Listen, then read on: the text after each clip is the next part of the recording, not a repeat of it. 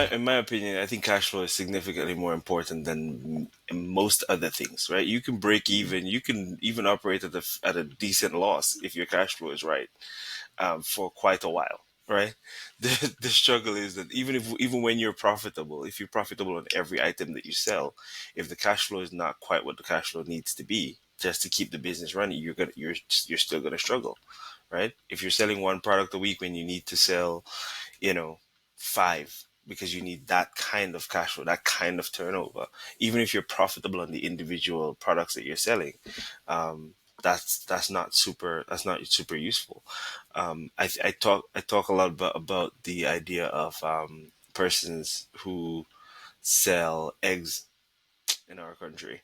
Eggs are one of the most like a really high volume business, really high volume business, but most people lose money selling eggs.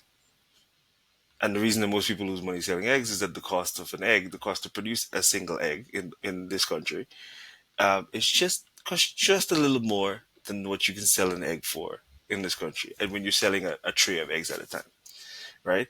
And if you think about it, you can keep running that business for a pretty long time just because the cash flow is coming in, right? Without really recognizing that every day I'm just losing a little bit of money.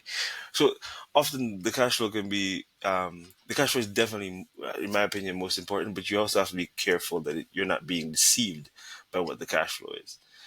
Because that kind of turnover can fool you into thinking that you're doing good business and making good money, when in reality, the overall goal of the business is to make profit, and you're not really making profit.